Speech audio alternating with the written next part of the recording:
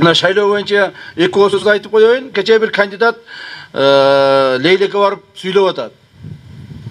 Жапаров дейт, тигил президент Жапаров айтып атат, Исхак Разаковду күнөөлөп атат, ошону жамандап атат деп. Ошол элдин алдына барып ушинтип жок жерден жаман сөздү айтып, бирөөнү күнөөлөп, бирөөгө бир жаман сөздөр жабыштырбастан өздөрүнүн программасы менен бүгүн шайлоону жүргүзсө жакшы болот эле. Себеби дегенде эч качан Садыр Нуркожоевич Исхак Разаков жөнүндө оозунан жаман сөз чыккан эмес. Ансыз кече эле мына Исхак Разаковдун юбилейи болгондо өзү жакшы сөздөрдү айтып, өзү куттуктап, ар дайым Исхак Разаковду биздин мамлекетибизде ошол мамлекеттик кызматкерлерге үлгү катары көрсөтүп келе жатат. 56-жылы Исхак Разаков жерлерди берип жиберген деп Жапаров айтты дейт. Андай айтылган эмес. 56-жылы Садыр Нуркожоевичтин айтышы боюнча так маалымат Алабука районунун Көкташ айыл өкмөтүндө ушундай эле бир айылда элдер чогулуп туруп биздин 19 000 гектар жерди Өзбек Республикасына өткүзүп беришкен. Биз эт төлөй албайбыз, налог төлөй албайбыз деп туруп 19 000 гектар жерди айыл өкмөттүн ошол маалдагы айыл өкмөт азыркы айыл өкмөт ошол маалда баягы айылдык сельсовет болуп турат беле. Ошолордун чечими менен, элдин чогулушу менен, райондун чечими менен, облустун чечими менен, республиканын чечими менен өткүзүп беришкен. 19 000 гектар жерди. Мына ошол жерди биз алыш боюнча азыр чоң жумуштарды жүргүзүп атабыз кайрадан. Мына ошону мисал кылып айтып атат Садыр Нуркожоевич. Ушуну айткан. 56-жылы өзүбүздүн аталарыбыз, өзүбүздүн эле ушу жетекчилерибиз жерлерибизди өткүзүп берип койгон деп. А муну болсо тиги киши барып алып, Лейлекке барып алып, ошол Исхак Разаковду жамандап, ошол өткүзүп берди деп айтты деп калп сөздөрдү айтып атат. Урматтуу туугандар, урматтуу эл журт. Мына сиздерге дагы азыркы ушу биздин бардыгыбызга чоң сыноо турат. Эмне сыноо турат? Мамлекетибизде тарыхында биринчи жолу биз таза, акыйкат, эл каалаган шайлоону өткүзөлү деген оюбуз бар. Биздин ушундай бир чоң мындай орусча айтканда мечтабыз бар эле. Мындай бир чоң бир оюбуз бар эле. Ушундай качан өтөр экен деген. Мына ушул убакыт келди. Бир дагы мамлекеттик кызматкер шайлоого катышууга, шайлоо боюнча үгүт жүргүзүүгө, шайлоо боюнча кайсыл бир маселелерге кийлигишүүгө акысы жок. Эгерде Ысык Көл облусунун территориясында кайсыл бир мамлекеттик кызматкер шайлоо боюнча ишке кирише турган болсо, биз аны жазалайбыз. Ошону жазалаш мына силердин колуңарда. Улуттук коопсуздук мамлекеттик комитетинин кызматкерлери ушул маселе боюнча катуу иштешиңиздер керек. Губернатордан баштап, президенттин өкүлүнөн баштап, айыл өкмөттүн жөнөкөй специалистине чейин кийлигишүүгө акысы жок.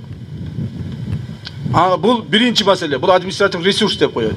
Экинчи маселе, ошол добуштарды сатып алуу, сатуу боюнча. Добуштарды сатып алуу, сатуу боюнча дагы чоң жумуштар жүргүзүшүңүз керек. Элдин өзүнө коюшубуз керек. Байлар, акчасы көптөр, же болбосо бийлиги барлар өзү каалаган адам шайлатып алган мезгилден өттүк. Эл каалаган адам шайласын. Ким, кайсы эл кимди кааласа, ошол депутат болуп барсын. Бүгүнкү бийлик ким депутат болуп барса дагы иштөөгө даяр. Ошолор менен кызматташууга даяр.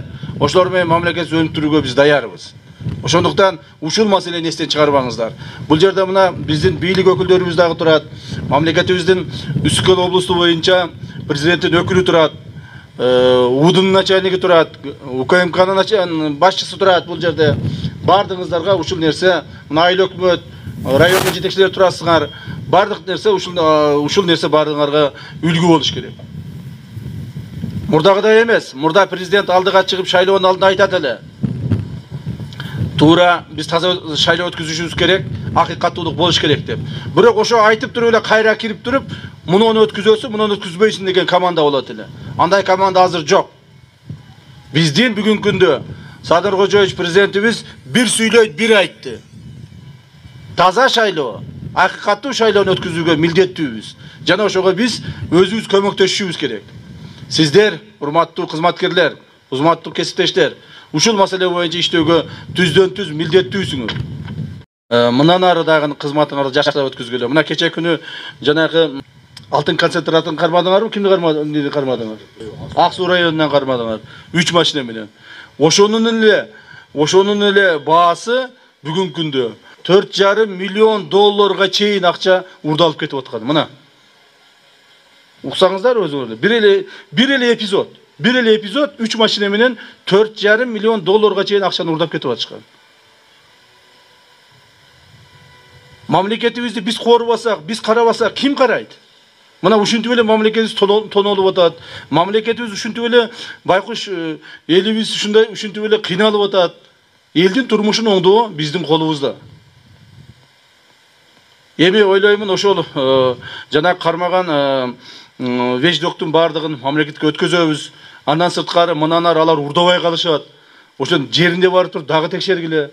Жерде барып туруп дагы өзүңөрдүн керектүү контрразведывательный операцияларды өткүзгүлө. Ошолордун негизинде көптөгөн булардын былык иштерин алып чыгышыңыздар керек. Урматтуу кызматкерлер, бул силердин жасаган бир эле жумушуңардын эпизоду. Мындай нерсе көп толуп атат. Көлдүн тегерегинде мамлекеттик кызматтарда иштеген айрыкча элдин баягы канын соруп жегендер, элдин жанагы тендер боюнча 10 сом болсо 5 сомун чөнтөгүнө салып 5 сомун элге иштетип коюп жүргөн кызматкерлер көп.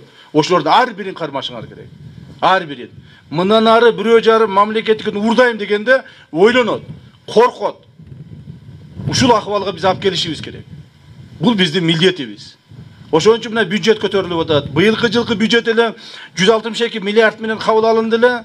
Азыркы күнү, урматтуу туугандар, биз бюджетти 300 миллиард менен жаап атабыз. 300 миллиард менен.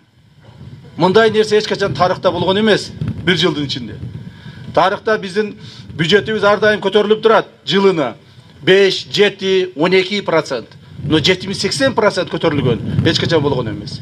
Эмдиги жылкы бюджетти 400 миллиардка чыгарабыз деп атабыз. Ушунун бардыгы ушу биздин мамлекет кызматкерлери иштеген адамдардын так жүрүшүнүн эсебинен болот. Мына зарплаталар көтөрүлүп атат. Элге деген жанагы социалдык төлөмдөр берилип атат. Ушунун бардыгы, урматтуу туугандар, силердин ишиңер. Башка бирөө келип, асмандан бирөө түшүп, же жерден бирөө чыгып бизге жардам бербейт. Ошондуктан мен ойлоймун ушул темпти, ушу бүгүнкүдөй жумушту президенттин койгон тапшырмасын так жана милдеттүү түрдө, пайдалуу түрдө аткарасыңар деген ишеничтемин. Мына улуттук коопсуздук мамлекеттик комитеттин жүргүзүп аткан жумуштары боюнча, бир жылдык отчеттору боюнча бир эки ооз сөз айта кетейин. Бүгүнкү күндө мындай мактанып, биз кыргыздар мактанып айткан жакшы көрөбүз да. Мактанып айта турган болсок, ушунча жылдардан бери, көптөгөн ондогон жылдардан бери жүргүзүлүп аткан жумуштар жүргүзүлүп келе жатат. Жерлердеги биздин райондук отделениялерибиз бардык кайрадан курулуп атат, облустук управлениялерибиз башкадан курулуп атат. Кызматкерлерге шарттарды түзүлүү иштери толук жүрүп атат. Бул иштердин бардыгына президентибиздин берген тапшырмалары бар. Ошолорду биз аткарып атабыз. Мына жакында эле Жалал Абад облустук башкармалыкта Сузак райондук отделенияны ачтык. Нокен райондук отделенияны жаңадан курдук. Алабука райондук отделенияны жаңадан курдук.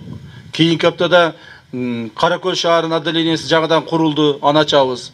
Азыр мына Ак Суу районунун отделениясы курулуп атат. Өзгөн районунун отделениясы курулуп атат. Ноокаттыкы курулуп атат. Алайдыкын ачтык. Ушундай бардык жерлерде маселелер курулуп атат. Мына бул жакта болсо, мына Нарында облустук имаратты башкадан ремонт кылып карап чыктык, үстүлөрдүн баарын алмаштырып.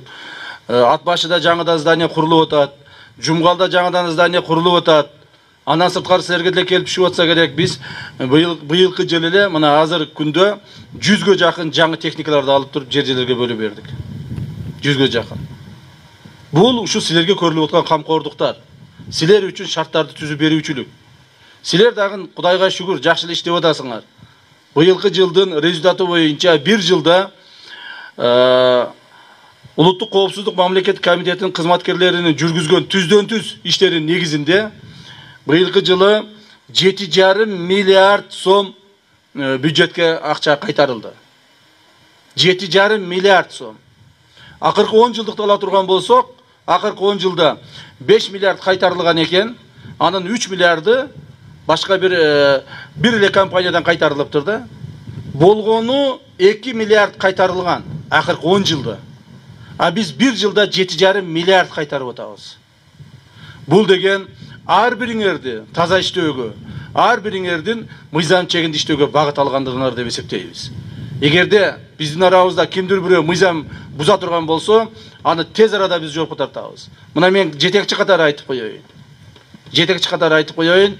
Мен башында турганда, мен азыр ушул жерде иштеп турганда, эч кандай коррупциялык элементтер биздин УКМКде болбош керек. Кимдир бирөө ушул аракет кылган эле болсо, биз аны жоопко тартабыз. Ошондо сиздерге мен ишенемин, урматтуу кызматкерлер, ар бириңиздер ушул жерде тургандар профессионалдуу, өз эмгегин билген, сүйгөн, өз кызматын так аткара ала турган кызматкерлер деп эсептеймин. Жана мен ошого ишенемин.